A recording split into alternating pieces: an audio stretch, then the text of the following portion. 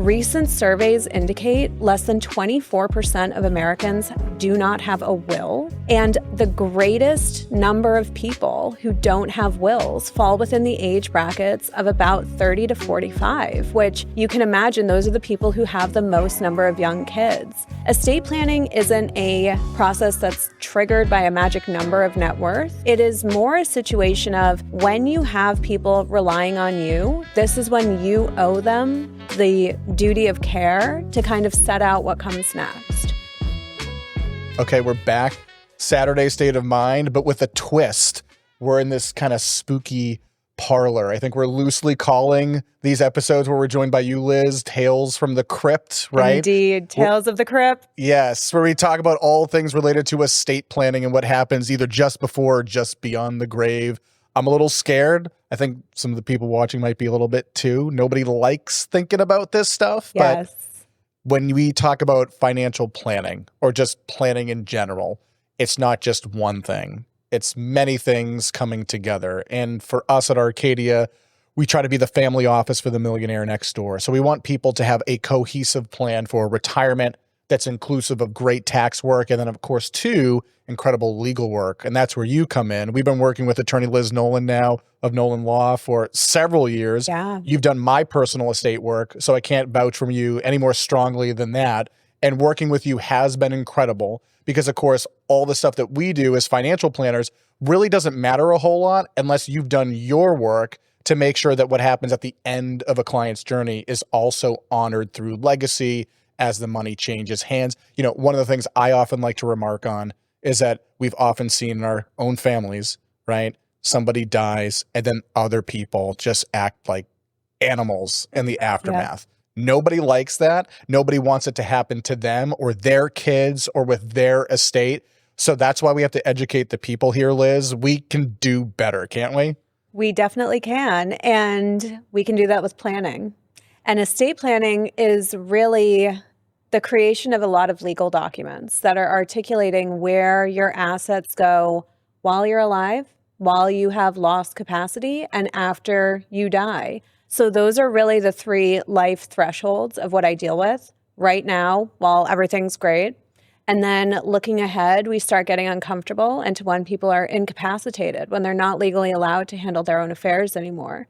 And then, of course, looking even further down the legacy road, where everything goes after they pass away. Liz, nothing gets the people going more than, hey, we can create legal documents together. I think there's a huge intimidation factor. Absolutely. In fact, when those words get uttered, but I think we often like to say those documents, what they do is the important part, right? Absolutely. Creating them and talking in old English and creating stacks of paper that are this thick and those fancy leather-bound binders.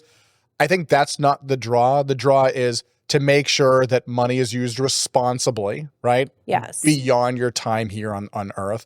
But also, too, things happen while you're alive if you lose capacity and similar. People, I think, just want to make sure that things not only go smoothly, but people and their family behave well, right? And also with each other, all these characters, whoever they might be. What kind of very basic documents should just the average, all things being equal type of plan think about having as they start their estate planning journey?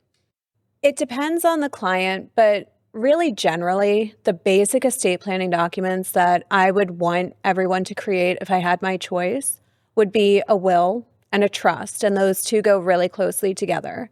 And then what I would call clients in-life documents. They're medical documents, which it sounds like it's just one. I actually make 4. And then the financial durable power of attorney. And all of these documents come into effect at different times. They serve very specific legal purposes.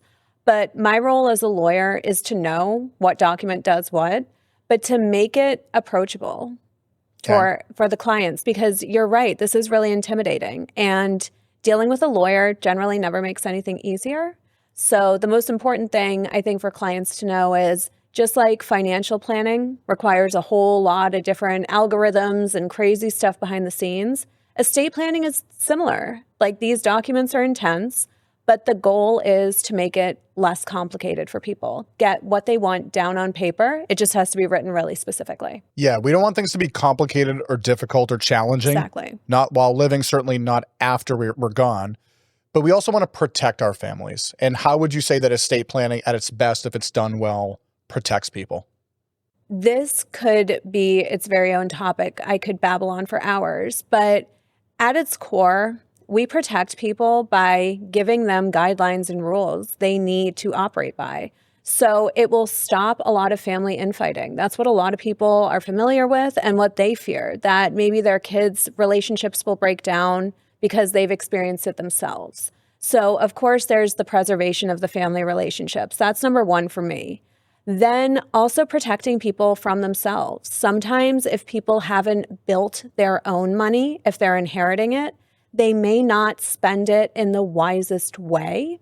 But then the other thing to consider is protecting vulnerable people. So especially kids come to mind for me. Anybody who has children really should, at a bare minimum, have a will.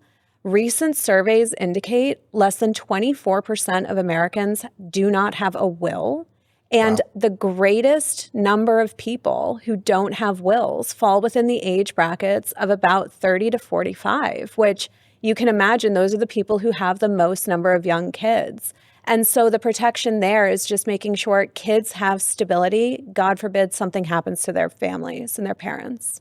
Yeah, you mentioned triggers. I think it's very true that sometimes we seek to start our estate planning journey when there's a death in the family and you firsthand witness what happens if people pass and there aren't plans in place. You see the wreckage and you say, man, I can't have that happen for me or my side of the family.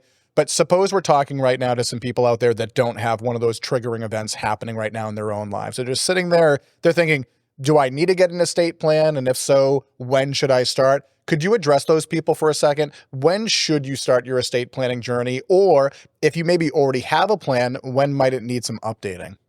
So everybody over the age of 18 has the right to do their own estate planning by making a will, making their medical documents. The most important things to protect are people. So I think when you get into a situation that you have people who are depending on you, that's when you really should start estate planning. Estate planning isn't a process that's triggered by a magic number of net worth. It is more a situation of when you have people relying on you, this is when you owe them the duty of care to kind of set out what comes next. So if you've just had a kid, that's a really great time to create an estate plan or to update it to make sure that all of your children are addressed if you've already made it for just one kid. And then as your kids get older, as beneficiaries get older, you start learning who they are as people. That's a great time to update it. Something that I really challenge a lot of my clients to do is to look at their kids for who they really are. And in a lot of cases, some children are better at handling money than others. And there is not a judgment with that. It's not a good thing or a bad thing to be excellent with money. I mean, being excellent with money has its own set of consequences it comes with. But I think looking at people for who they really are, identifying strengths and weaknesses in the estate planning process, we can actually protect people, whether they're really good with money or whether they're not, making sure that we're incentivizing them to create their own lives and using the money to supplement what they've made for themselves, not create it for them. Brilliant. What are some of the bigger mistakes that people should look to try to avoid that you see people make all too often? The biggest mistake I see people do too often is give people money when they're too young and they don't know what to do with it. That's when you need it though, Liz. You need the money when you're young. You don't have any when you're young. Well, that is part of the reason to incentivize people to work for themselves. And not to get on too much of a tangent, but I don't like anyone feeling entitled or waiting for inheritance to start their life. A lot of the clients that I work with, that you work with, are self-made themselves. And that is really important in their family culture. They want to incentivize their kids to go out there and make their own life, pave their own way, and not wait for their parents to die before they start living. So it's a controversial take, Liz. It is. You know, people want that money. It is. But I think people really appreciate money and the value of a dollar when they've made it themselves. And money that somebody gives you, in my opinion, never truly has the same value as what you went out and got for yourself. 100%. Sure. So I think it really It allows clients to give the money to their kids in a responsible way, but it's also challenging their children to be the best people they can be, not live in someone's shadows. Living in the shadow of a super wealthy parent can sometimes be a really mentally difficult experience to have. And there is no, in my opinion, right or wrong with how people live their lives. There are no careers that are necessarily better than others. I think obviously money can help happiness. It can buy you freedom to retire or anything. But money is really a tool. And I think people need to remember that. It's not going to be the key that'll make you happy magically. You have to do that yourself as a person. And sometimes people need to do that the hard way. Liz, an attorney and a philosopher. Indeed. I love it. What would you say to anyone who already has an estate plan? Is it possible that there's a mistake hidden in there somewhere, or perhaps a blind spot that you see that maybe, you know, their plan's a little bit half-baked? Where do people who already have a plan, could they possibly look to improve what they already have in place? That is an excellent question. A good amount of the work that I do day to day are actually amendments or restatements to work that other attorneys have already done. So a lot of my clients that I meet, they've already got an estate plan, but they meet with me to review it to make sure it actually accomplishes their goals. And every attorney is very different in our style, the way we write, what we look for. But I usually see some pretty glaring things that are usually absent in people's estate plan. So not giving legal advice really just off the top of my head. Something that I don't always see in estate documents that are really important are things called no contest clauses, things that really stop beneficiaries from being able to sue to try and change the terms of wills and trusts. And those are important, again, for the preservation of the client's intent who actually made the document. But long term, I don't want people to be in a courtroom if they don't need to be there. That's going to lead to the family breakdown that most people are trying to avoid when they do the estate planning. So I am a big fan of almost writing my trust to overkill, including provisions and documents that are pretty likely to never get used. And my hope is they never will be used because it means we've got a cohesive family. But just in case there's an outlier in there, we can kind of stop any infighting from happening, any conflict, and keeping everything within the family. I am a huge fan of proactive legal planning rather than reactive legal services. So if my clients can take control and make all of the decisions for themselves, it takes the power away from the people who come next to fight with each other. Brilliant. I would love it if you could hit the people here with 3 pieces of advice, whether it be just in getting started or how to approach or think about estate planning. If you could boil it down to 3 items, Liz, what would you recommend here? The 3 top items, number 1 would be identify the person or the people in your life that you truly trust, that would do your bidding when you are no longer able to do it for yourself, who will be the voice to be honest of what your wishes were. So identify the people who are really good with money, who are really good at making medical decisions. That's scary. That might be a short list for a lot of people. It usually is. And if the list is short, that is very valid. Only put in people you truly trust. Good point. Another piece of advice is do not delay. A lot of people believe very optimistically they've got a lot of time, that this kind of work, this estate planning work, is only for old people or really rich people.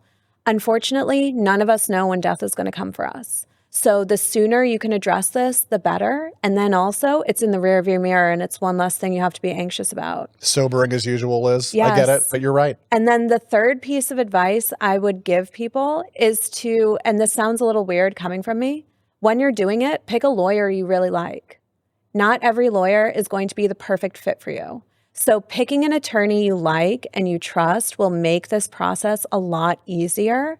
I meet with a lot of clients who think I'm fantastic and other clients where I'm just not a fit. And that, again, is not right or wrong, but it's really important to have a lawyer you trust that you'll be able to work with on an ongoing basis, because that is probably the lawyer your kids and your family is going to talk to after you've died. Wow. That's a great point. I never thought of it that way. Yeah. Sometimes the way I think of it is that your plan will need to evolve with time. Just tying a couple of the concepts together here. People do have triggering events during the course of their life. They might just not see them as events that should be triggering updating their estate plan. So moving, changing jobs, there's a death in the family, you develop a new health issue, the kids have grown to a certain age where you've observed how they're progressing in their career, or you're observing the type of people that they're marrying or spending time with, right? All of these are reasons to revisit what you've already put into place. And I wouldn't want to revisit that plan with a dusty law firm or somebody who just seems to be treating everybody like, folks at a deli counter. Exactly. I really would want a relationship there and feel like there's a great team or just set of people in my corner for sure. It's such a sensitive topic that the thought of having to reintroduce yourself every time you go into an office, it's almost a little insulting. So being able to go back to a lawyer who remembers who you are, knows your family, even if they had to look at their notes because it's been 10 years since they saw you last, they know you. And then that's a really cool relationship to have with the children of clients who've passed away. I feel that a lot. In a lot of ways, it makes me almost a little sad because I knew their parents so well and we spent so much time together.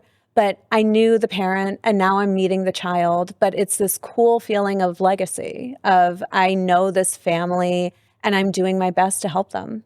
I feel like we're just starting to scratch the lid of the coffin here. Yes. There's so much more to explore as we go deeper into the crypt, which we're going to be doing now in ensuing conversations. But this was a great start. I think we laid the foundation. How should we think about estate planning? Where does it fit into our lives? I think we've accomplished that. I would love if you were to like and to share this video so you can see all the content that Liz and I are going to put out there for the people so they can come along with us deeper into the crypt. Send this along to anybody that you want to share this with if they need a nudge to start their own estate plan, or if they've had a triggering event that you now recognize. But we do hope you'll see us next time. Saturday State of Mind and Tales from the Crypt. If you liked this video and it helped you, watch another one. And don't forget to hit subscribe.